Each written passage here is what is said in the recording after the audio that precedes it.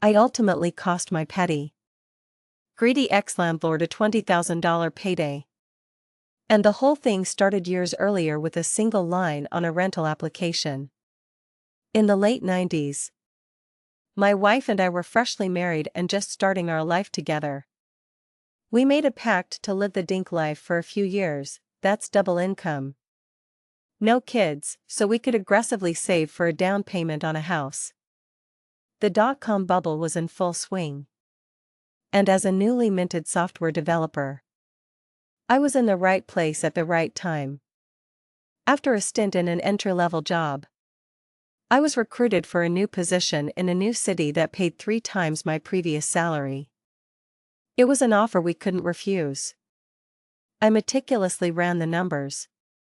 And it was a no-brainer. The plan was simple: we would live frugally, entirely off my wife's income, and save my entire salary. Following this path, we'd have a 20% down payment for a house in just 1 year. We found a 2-bedroom condo for rent in the new city listed at $950 a month. The owner was a real estate agent who held the property as an investment. Let's call him Arthur Vance. Arthur was a thin, gray, no-nonsense kind of guy. He was pleasant enough during our first meeting, but in a very perfunctory, dry way. He had absolutely no sense of humor. He made a strange point of explaining that under no circumstances was he responsible for the garbage disposal. He stressed that it was not included in the rental agreement. And if it were to break, he would not be fixing it. An odd detail. But we just nodded along. He seemed slightly amused by us seeing a clueless, young, newlywed couple. But I could also tell he wanted to rent to us. We were very obviously a safe bet as tenants. We filled out the rental agreement and the credit check. And this is precisely where my troubles began. Arthur's eyes locked onto the credit application. He looked hard at my job title, software developer, and then at my income, $75,000. For a 23-year-old in his second year out of college in the late 1990s. This was a small fortune. When you threw in my wife's salary, our household income was well over 6 figures. We were intentionally renting an apartment far beneath our means. All part of the grand plan.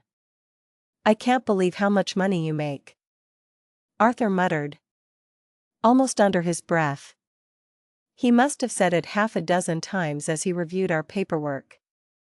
At that moment, he saw us not as tenants, but as a piggy bank to be cracked open. He had no idea this single, greedy thought would boomerang back on him years later, costing him dearly. I explained our plan. That we were saving to buy a house and only intended to stay for 1 year. We might stay a few months after the term is over.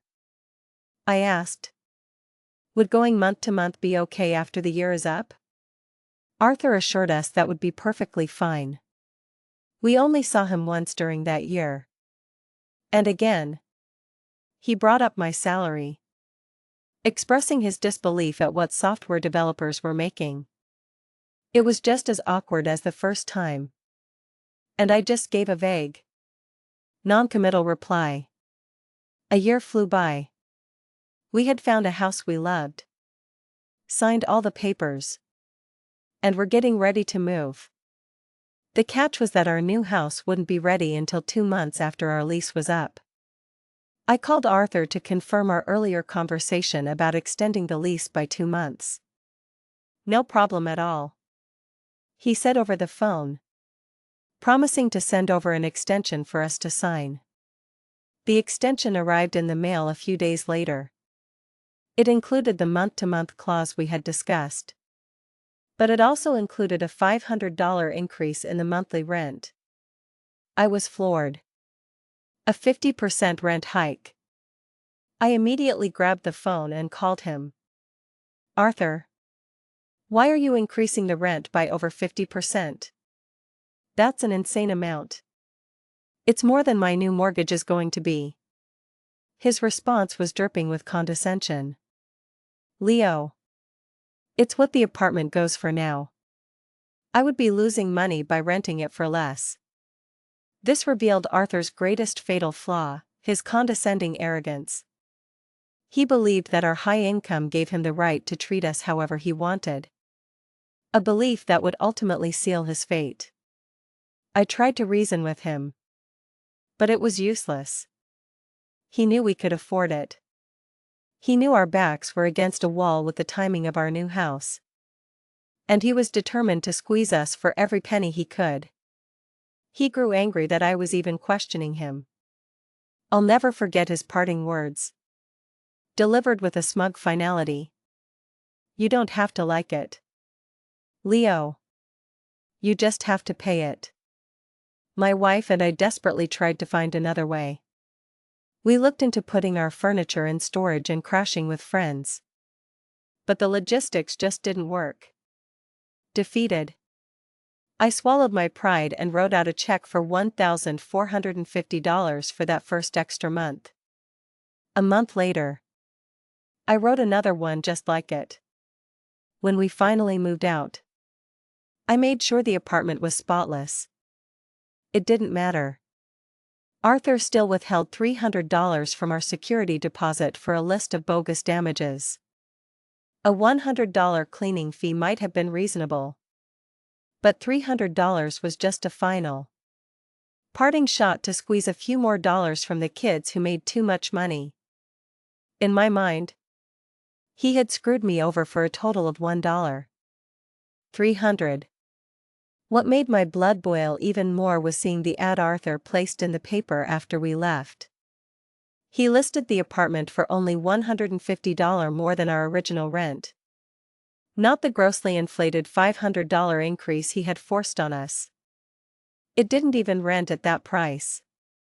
A month later, the ad was back. This time for only $75 more than we had been paying. I assume someone finally took it. Because the ad stopped. Fast forward about 5 years. Life was good. We loved our house. We had a baby. And despite the dot-com bubble bursting, I still had a great job. Then one day, I overheard a conversation at work that made my blood run cold. One of my coworkers, David, a senior developer, was talking to the receptionist. Hey, Chris. I'm expecting someone to drop off some paperwork for me. If an Arthur Vance asks for me, tell him I'll be right out. I froze. A taste of bile rose in my throat as I remembered writing that name on those infuriating checks years ago. It couldn't be the same guy. Could it? I walked over to David. David, I said, trying to keep my voice steady. How do you know the name Arthur Vance? David explained that Arthur was his real estate agent. I bought my condo through him several years ago. He said, I'm selling it now to buy a house. So I'm going to use him as my agent again. Do you know him? I told David that I used to rent an apartment from Arthur and described what he looked like. David confirmed it, same guy. Small world. And right on cue, the front door to our office opened. And in walked Arthur Vance himself.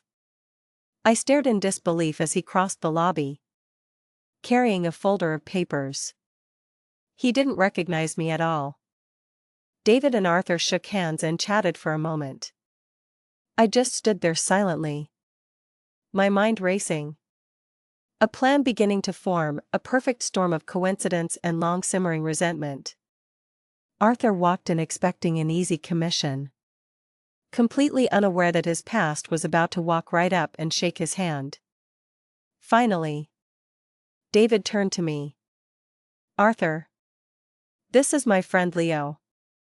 I think you may have already met. Yes. Hello, Arthur. Good to see you again, I said, extending a hand. My wife and I were your tenants a few years ago on street. Remember? The software developer who rented for a year while saving to buy a house. Well, this is where I work. Here. With David. I watched his eyes as the gears turned. He remembered me now. He was starting to put it all together. Yes. Of course. He said, forcing a pleasantry. I remember. How are you doing? Oh. We're just fine. Thanks for asking. David says that you're his real estate agent. Small world. Isn't it? I let my voice linger on the question. He nodded pleasantly. But I could tell he still didn't remember the specifics of our last infuriating conversation. I decided to help him. I did some quick math in my head. This was the mid-2000s. And the real estate market was red hot. So. You're selling the condo for around $200,000. I said. Thinking out loud. And you're looking at houses in the $500,000 range. That's about $700,000 in total transactions. An agent getting 3% on both the sale and the purchase. That's around $20,000 for his trouble. That's a good commission. Isn't it?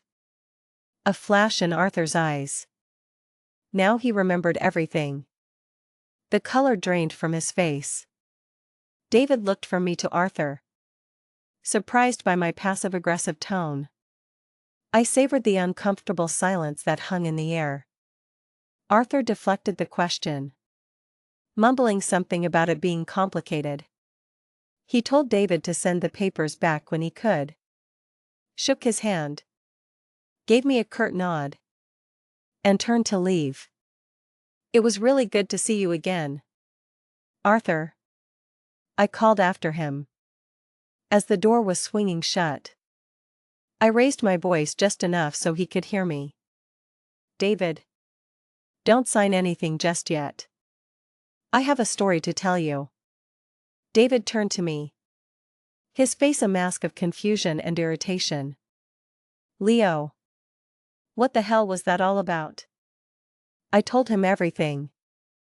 The rent. The $500 hike. The bogus security deposit charge. And the parting shot, you don't have to like it. You just have to pay it. I finished with a plea. David. You cannot use this guy.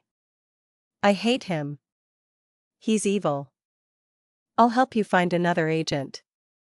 Just please. Use anyone but Arthur. And this is why David is a great guy. He looked surprised. Admitting he'd always known Arthur as a straightforward agent. But I can totally see him doing that to you. He said. What a dick. There's no way I can use him now. He got it. This is the kind of thing you read about online.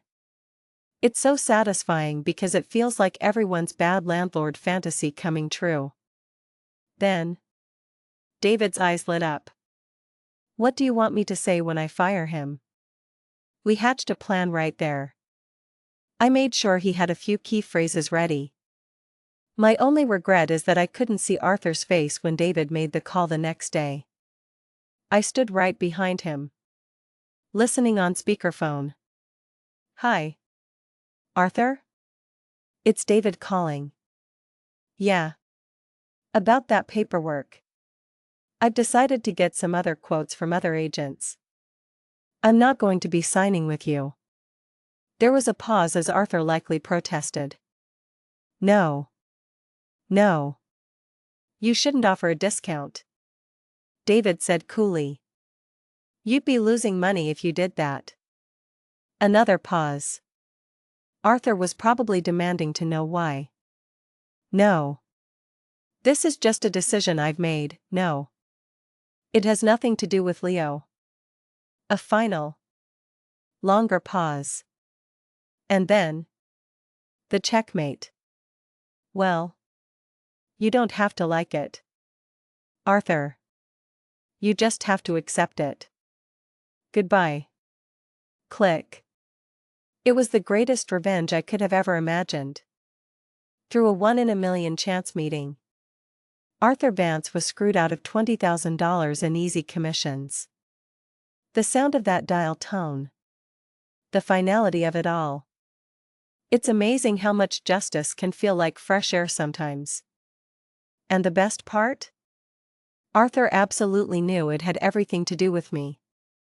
Ultimately, the story is a powerful reminder that how you treat people matters. Greed and disrespect, especially towards those you think have no power to fight back, can come back to you in the most unexpected and costly ways. So, let me ask you, have you ever had a chance for the perfect, long overdue revenge on someone who wronged you? Let us know in the comments.